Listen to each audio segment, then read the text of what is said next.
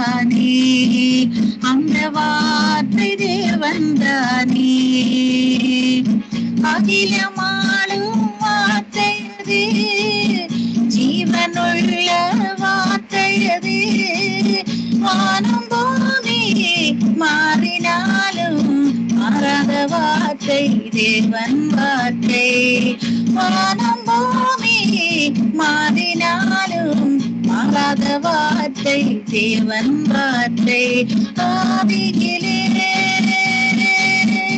ஒரு வார்த்தை இருந்தது, அந்த வார்த்தை தேவன்தானே, வார்த்தை தேவன்தானே, அந்த வார்த்தை தேவன்தானே. உபாகமம் 21 அதிகாரம்.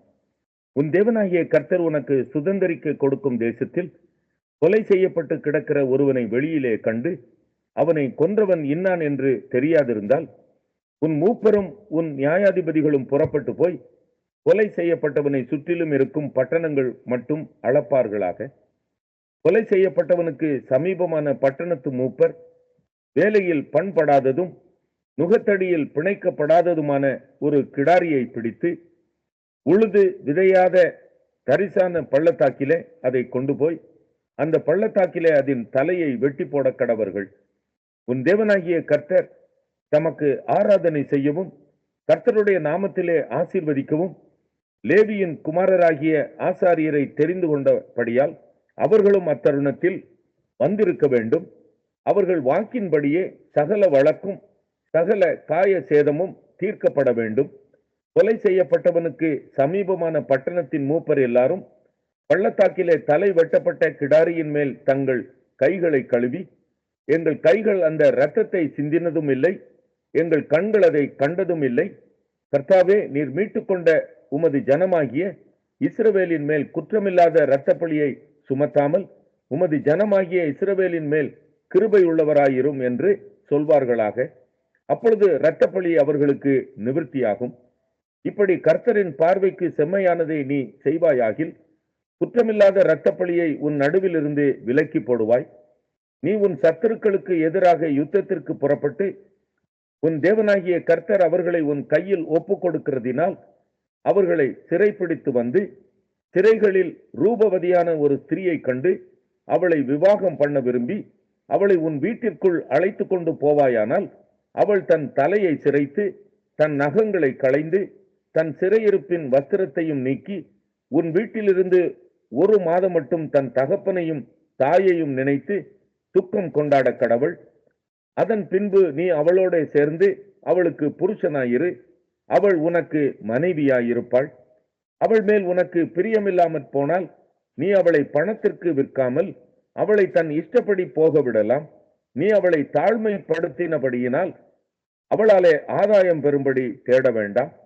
2 மனைவிகளை உடைய ஒருவன் ஒருத்தியின் மேல் விருப்பாயும் மற்றவள் மேல் வெறுப்பாயும் இருக்க இருவரும் அவனுக்கு பிள்ளைகளை பெற்றார்களேயாகில், முதற் பிறந்தவன் வெறுக்கப்பட்டவளின் புத்திரனானாலும் தகப்பன் தனக்கு உண்டான ஆஸ்தியை தன் பிள்ளைகளுக்கு பங்கிடும் நாளில் வெறுக்கப்பட்டவளிடத்தில் பிறந்த முதற் பேரானவனுக்கு சேஷ்ட புத்திர சுதந்திரத்தை கொடுக்க வேண்டுமே அல்லாமல் விரும்பப்பட்டவளிடத்தில் பிறந்தவனுக்கு கொடுக்கலாகாது. வெறுக்கப்பட்டவளிடத்தில் பிறந்தவனை சேஷ்ட புத்திரனாக அங்கீகரித்து தனக்கு உண்டான ஆஸ்திகளில் எல்லாம் 2 பங்கை அவனுக்கு கொடுக்க வேண்டும். அவன் தன் தகப்பனுடைய முதற் பலன் சேஷ்ட புத்திர சுதந்திரம் அவனுக்கே உரியது. தன் தகப்பன் சொல்லையும் தன் தாயின் சொல்லையும் கேளாமல் அவர்களால் தண்டிக்கப்பட்டும் அவர்களுக்கு கீழ்ப்படியாமலும் போகிற அடங்காத துஷ்ட பிள்ளை ஒருவனுக்கு இருந்தால், அவன் தகப்பனும் அவன் தாயும் அவனை பிடித்து அவன் இருக்கும் பட்டணத்தின் மூப்பரிடத்துக்கும் அவ்விடத்து வாசலுக்கும் அவனை கொண்டு போய், எங்கள் மகனாகிய இவன் அடங்காத துஷ்டனாயிருக்கிறான், எங்கள் சொல்லை கேளான், பெருந்தீனிக்காரனும் குடியனுமாயிருக்கிறான் என்று பட்டணத்தின் மூப்பரோட சொல்வார்களாக. அப்பொழுது அவன் சாகும்படி அந்த பட்டணத்து மனிதர் எல்லாரும் அவன் மேல் கல்லெறிய கடவர்கள். இப்படியே தீமையை உன் நடுவிலிருந்து விலக்கி போட வேண்டும்.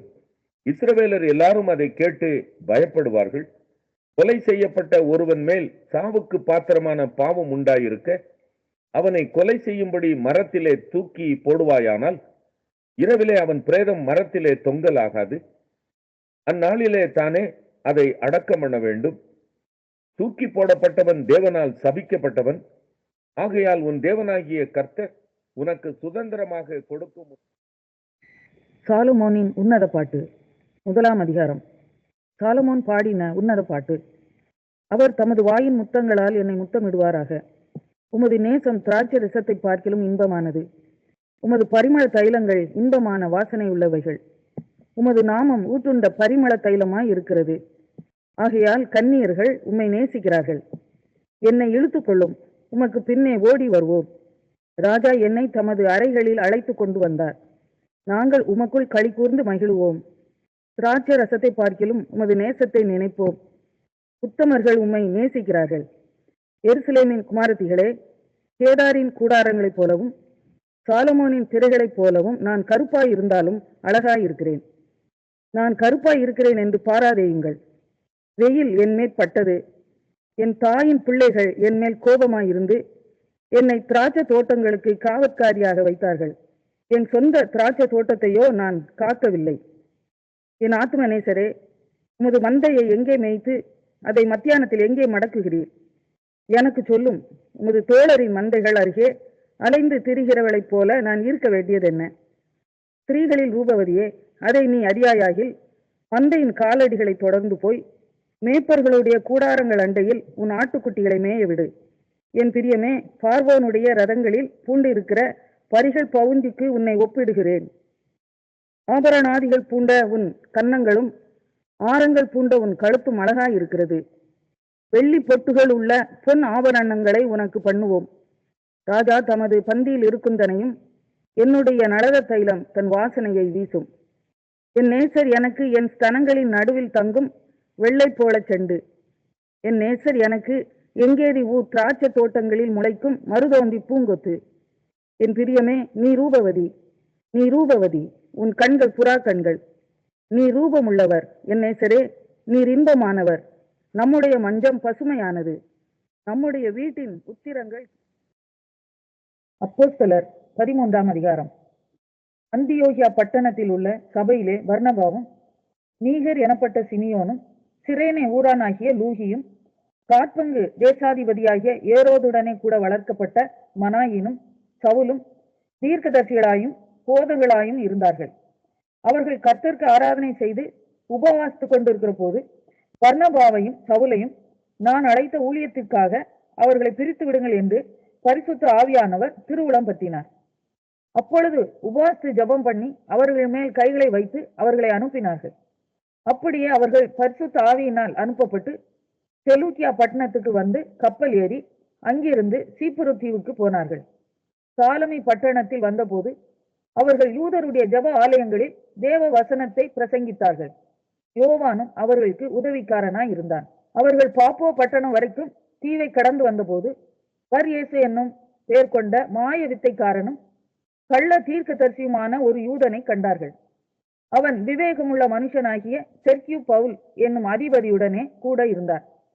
அந்த அதிபதி பர்னபாவையும் சவுலையும் அழைப்பித்து அவர்களிடத்தில் தேவ வசனத்தை கேட்க ஆசையாய் இருந்தான்.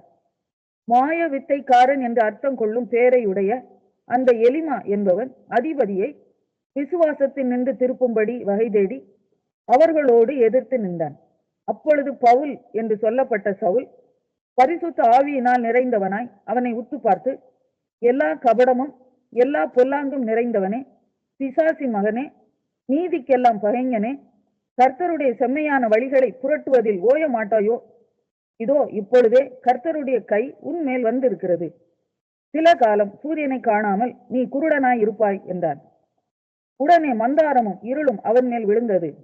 அவன் தடுமாறி கைலாகு கொடுக்கிறவர்களை தேடினான்.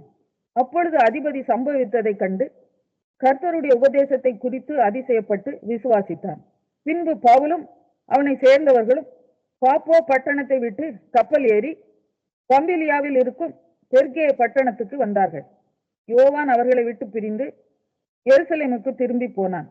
அவர்கள் பெர்கே பட்டணத்தை விட்டு புறப்பட்டு பிசிதியா நாட்டில் உள்ள அந்தியோகியாவுக்கு வந்து ஓய்வு நாளிலே ஜெப ஆலயத்தில் பிரவேசித்து உட்கார்ந்தார்கள். நியாய பிரமாணமும் தீர்க்க தரிசன ஆகமமும் வாசித்து முடிந்த பின்பு, சகோதரரே, நீங்கள் ஜனங்களுக்கு புத்தி சொல்ல விரும்பினால் சொல்லுங்கள் என்று சொல்லும்படி ஜெப ஆலய தலைவர்கள் அவர்களிடத்தில் ஆள் அனுப்பினார்கள். அப்பொழுது பவுல் எழுந்திருந்து கையமர்த்தி, இஸ்ரவேலரே, தேவனுக்கு பயந்து நடக்கிற சகல ஜனங்களே கேளுங்கள்.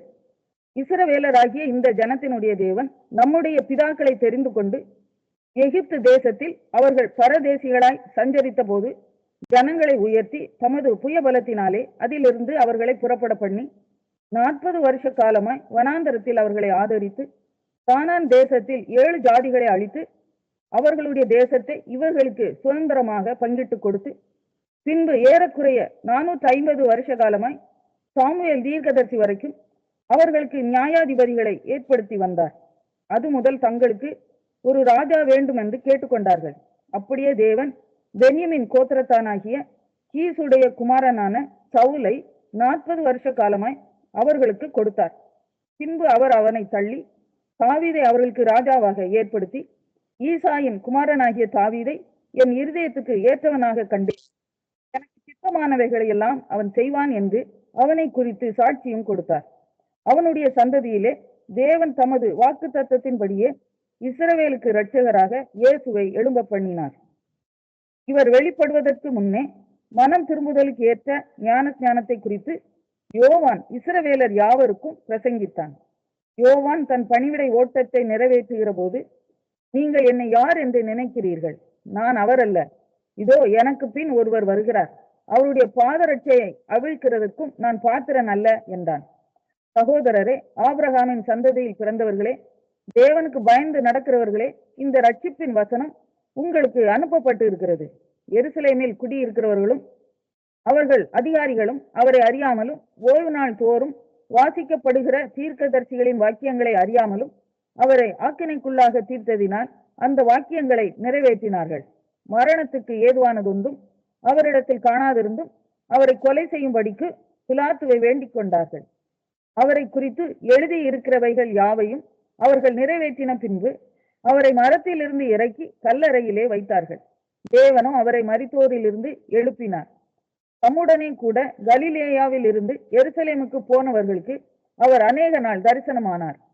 அவர்களே ஜனங்களுக்கு முன்பாக அவருக்கு சாட்சிகளாய் இருக்கிறார்கள். நீர் என்னுடைய குமாரன், இன்று நான் உம்மை ஜெனிப்பித்தேன் என்று 2ஆம் சங்கீதத்தில் எழுதியிருக்கிறபடியே இயேசுவை எழுப்பினதினாலே தேவன் நம்முடைய பிதாக்களுக்கு அருளி செய்த வாக்கு தத்தத்தை அவர்களுடைய பிள்ளைகளாகிய நமக்கு நிறைவேற்றினார் என்று நாங்களும் உங்களுக்கு சுவிசேஷமாய் அறிவிக்கிறோம். இனி அவர் அழிவுக்குட்படாதபடிக்கு அவரை மரித்தோரிலிருந்து எழுப்பினார் என்பதை குறித்து தாவீதுக்கு அருளின நிச்சயமான கிருபைகளை உங்களுக்கு கட்டளையிடுவேன் என்று திருவுளம் பற்றினார். அன்றியும் உம்முடைய பரிசுத்தர் அழிவை காண ஒட்டீர் என்று வேறொரு சங்கீதத்தில் சொல்லி இருக்கிறது. தாவீது தன் காலத்திலே தேவனுடைய சித்தத்தின்படி அவருக்கு ஊழியம் செய்த பின்பு நித்திரை அடைந்து தன் பிதாக்களிடத்திலே சேர்க்கப்பட்டு அழிவை கண்டான். தேவனால் எழுப்பப்பட்டவரோ அழிவை காணவில்லை.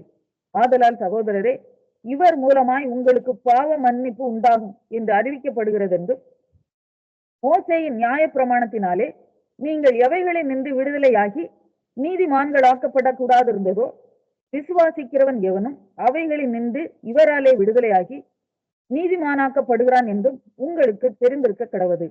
அன்றியும் தீர்க்கதரிசிகளின் புத்தகத்திலே அசட்டைக்காரரை பாருங்கள், பிரமித்து அழிந்து போங்கள், உங்கள் நாட்களில் ஒரு கிரியையை நான் நடப்பிப்பேன், ஒருவன் அதை உங்களுக்கு விவரித்து சொன்னாலும் நீங்கள் விசுவாசிக்க மாட்டீர்கள் என்று சொல்லி இருக்கிறபடி உங்களுக்கு நேரிடாதபடிக்கு எச்சரிக்கையாய் இருங்கள் என்றார். அவர்கள் யூதருடைய ஜெப ஆலயத்திலிருந்து புறப்படுகையில் அடுத்த ஓய்வு நாளிலே இந்த வசனங்களை தங்களுக்கு சொல்ல வேண்டும் என்று புறஜாதியார் வேண்டிக் கொண்டார்கள். ஜெப ஆலயத்தில் கூடின சபை கலைந்து போன பின்பு யூதரிலும் யூத மார்க்கத் அமைந்த பக்தி உள்ளவர்களிலும் அநேகர் பவுலையும் பர்னபாவையும் பின்பற்றினார்கள். அவர்களுடனே இவர்கள் பேசி தேவனுடைய கிருபையிலே நிலை கொண்டிருக்கும்படி அவர்களுக்கு புத்தி சொன்னார்கள். அடுத்த ஓய்வு நாளிலே கொஞ்சம் குறைய பட்டணத்தார் அனைவரும் தேவ வசனத்தை கேட்கும்படி கூடி வந்தார்கள்.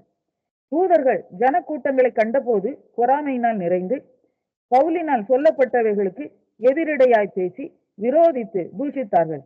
அப்பொழுது பவுலும் பர்னபாவும் தைரியம் கொண்டு அவர்களை நோக்கி, முதலாவது உங்களுக்கே தேவ வசனத்தை சொல்ல வேண்டியதாய் இருந்தது. நீங்களோ அதை தள்ளி உங்களை நித்திய ஜீவனுக்கு அபாத்திரராக தீர்த்து கொள்கிறபடியினால் இதோ நாங்கள் புற ஜாதியாரிடத்தில் போகிறோம். நீர் பூமியின் கடைசி பரியந்தமும் இரட்சிப்பாய் இருக்கும்படி உம்மை ஜாதிகளுக்கு ஒளியாக வைத்தேன் என்கிற வேத வாக்கியத்தின்படி கர்த்தர் எங்களுக்கு கட்டளையிட்டு இருக்கிறபடியினால் இப்படி செய்கிறோம் என்றார்கள். புற ஜாதியார் அதை கேட்டு சந்தோஷப்பட்டு கர்த்தருடைய வசனத்தை மகிமைப்படுத்தினார்கள். நித்திய ஜீவனுக்கு நியமிக்கப்பட்டவர்கள் எவர்களோ அவர்கள் விசுவாசித்தார்கள். கர்த்தருடைய வசனம் அத்தேசம் எங்கும் பிரசித்தமாயிற்று. யூதர்கள் பக்தியும் கனமும் உள்ள ஸ்திரீகளையும் பட்டணத்து முதலாளிகளையும் எடுத்துவிட்டு பவுலையும் பர்னபாவையும் துன்பப்படுத்தும்படி செய்து தங்கள் எல்லைகளுக்கு புறம்பாக அவர்களை துரத்தி விட்டார்கள். இவர்கள் தங்கள் கால்களில் படிந்த தூசியை அவர்களுக்கு எதிராக உதறி போட்டு இக்கோனியா பட்டணத்திற்கு போனார்கள். சீஷர்கள் சந்தோஷத்தினால் ஒரு வார்த்தை இருந்தது, அந்த வார்த்தை தேவன்தானே, அந்த வார்த்தை தேவன்தானே. அகிலமாளும் வார்த்தையது, ஜீவனுள்ள வார்த்தையது. வானம் பூமி மாறினாலும் மாறாத வார்த்தை தேவன் வார்த்தை. வானம் பூமி மாறினாலும் மாறாத வார்த்தை தேவன் வார்த்தை. ஆதியிலே